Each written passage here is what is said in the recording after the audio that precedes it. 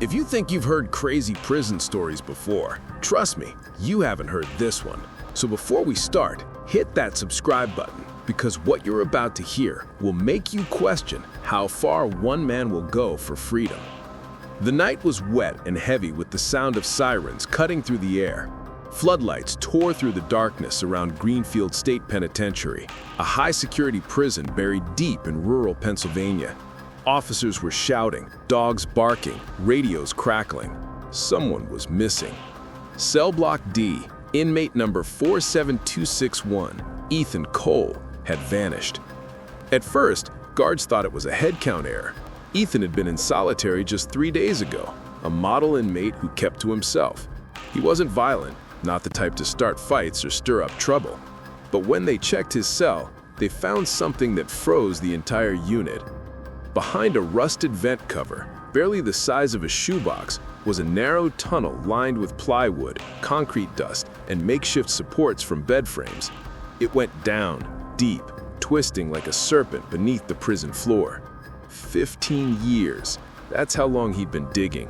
Prison officials later described it as an engineering miracle, a single man carving an escape route beneath one of the most secure prisons in America. No one had noticed. No one had heard the noise. No one had suspected a thing.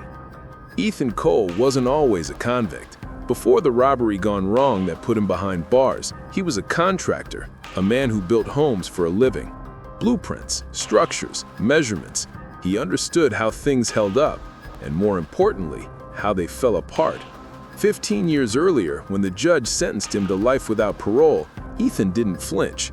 According to court records, he simply nodded once. That same night, he started planning. Over the years, he worked maintenance detail, slowly collecting scraps, screws, pipes, old boards, nails, anything the prison discarded. He hoarded them under his bunk, disguising the pile as old laundry and books. Every night after lockdown, he'd scrape, measure, and reinforce an inch at a time. The tunnel ran almost 90 feet, beneath the cell block, under a storage building, and toward the outer fence. He even timed the soil disposal with rainstorms, flushing dirt down drainage pipes during yard floods. The most chilling part? He kept a handwritten notebook titled The Blueprint for Freedom. It contained sketches of the prison's foundations, copied over the years from smuggled maps and stolen blueprints. By 2025, the tunnel was almost complete.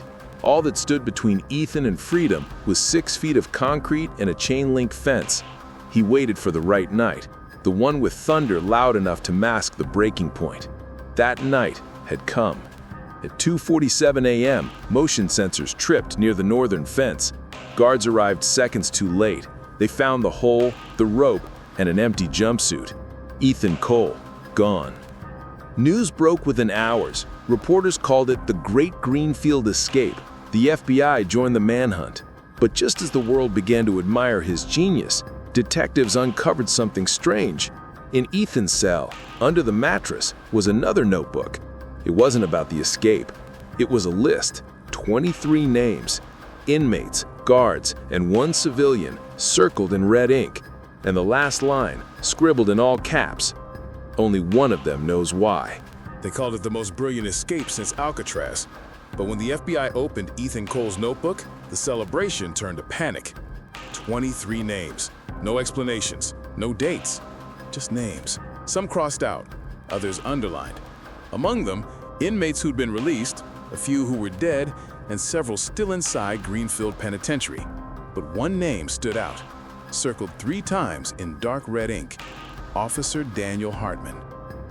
Hartman had worked at Greenfield for nearly 2 decades. By all accounts, he was a respected guard, quiet, reliable, the kind of man who never called in sick. When investigators reached out to him, he didn't even pretend to be surprised. He just said, so he finally did it. That sentence set off every alarm bell in the room.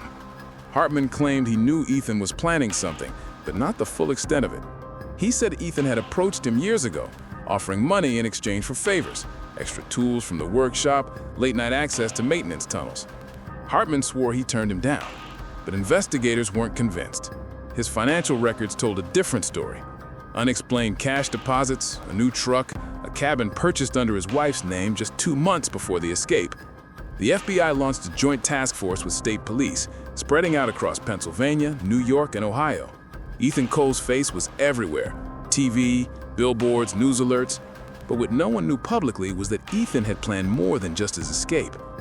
Each name on that list had a connection to a robbery from 2009, the one that got him locked up. Back then, he wasn't just a contractor. He was the construction foreman on a job site that doubled as the staging ground for a multi-million-dollar cash heist. The money had never been found. The theory was simple. Ethan had hidden the loot before his arrest, and now, 15 years later, he was coming back for it. But there was a problem. Someone else had beaten him to it. 2 days after his escape, security cameras caught a figure breaking into the same abandoned warehouse tied to the robbery. The footage was grainy, but the silhouette was unmistakable: Daniel Hartman. When agents raided Hartman's cabin in the woods, they found the place empty. Fireplace still warm, coffee half finished.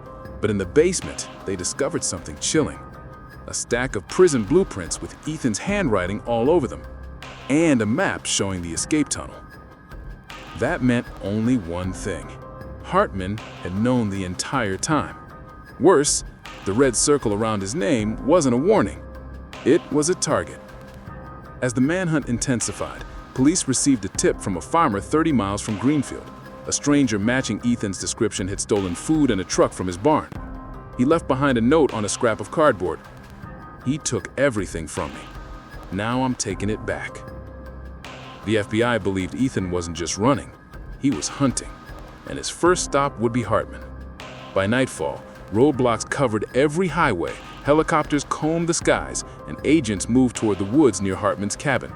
But when they arrived, they found the truck Ethan had stolen abandoned at the edge of the forest. The driver's seat was splattered with blood. Inside the glove compartment lay Ethan's second notebook. The last page read only 3 words, scrawled in shaking handwriting: "He's not alone." The forest was silent when the search teams moved in. Just the crunch of boots over wet leaves and the low hum of helicopters circling overhead. Somewhere in the darkness, Ethan Cole and Daniel Hartman were out there. One running, one hiding. Or maybe neither. Special Agent Marcus Lane had been on the case since day one, and by now, he knew one thing about Ethan Cole: every move was calculated. He didn't act out of panic, he acted with purpose. Which meant the blood in the truck wasn't the end, it was part of the plan. Teams swept the woods for hours until a trail of footprints led them to a clearing by a riverbank. There, they found signs of a struggle: boot prints, a dropped flashlight, and drag marks leading toward an old drainage tunnel. Inside, the beam of a flashlight caught something metallic: handcuffs smeared with mud. A few feet further in lay a man's body, face down in the shallow water. When they turned him over, the light hit the badge clipped to his soaked uniform: Officer Daniel Hartman, dead. At first, it looked like a revenge killing, the inevitable outcome of 15 years of betrayal. But then they noticed something strange. The wounds didn't match the weapon Ethan had stolen from the guard tower, and Hartman's watch, stopped at exactly 2:16 a.m., was wrapped in a plastic bag tucked into his palm, almost like he wanted someone to find it. Inside the bag was a tiny slip of paper, just 2 words: "Check the foundation." That message sent investigators back to Greenfield Penitentiary, to the place it all began. As agents ripped open the concrete floor beneath Ethan's old cell, they uncovered a hollow space, carefully sealed with steel plates. Inside was a waterproof container. But it wasn't cash, it was evidence. Blueprints, receipts, and letters, each one pointing to a larger conspiracy. The 2009 robbery Ethan was convicted for hadn't been his idea. It was organized by a group of corrupt prison officials and contractors, including Daniel Hartman, who used Ethan's construction company to launder money through state projects. When the robbery went bad, Ethan was the only one left holding the bag. The rest buried the truth and him. For 15 years he dug, not just for freedom, but for justice. The escape wasn't about running, it was about exposing them. But here's the twist that stunned everyone. Forensic analysis revealed that Hartman hadn't been killed by Ethan Cole. The blood in the truck, it was Hartman's own. DNA on the cuffs showed Ethan had tried to help him, binding a tourniquet before escaping again.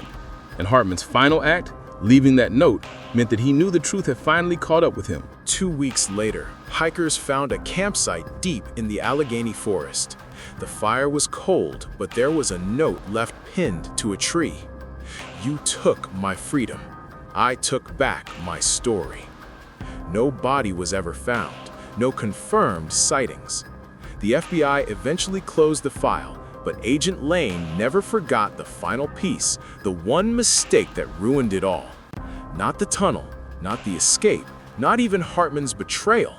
It was the notebook, the one Ethan left behind with the list of names. Without it, the corruption would have stayed buried. With it, he started something far bigger than an escape. He exposed a system that had buried him alive. And some say that was his plan all along. So if you think the story of Ethan Cole ended in those woods, think again. Because every few years, someone reports seeing a quiet man working construction under a new name, always building near prisons, always alone.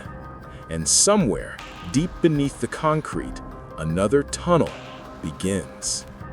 If you thought this story was wild, the next one will leave you speechless. Subscribe, because the truth is never buried for long.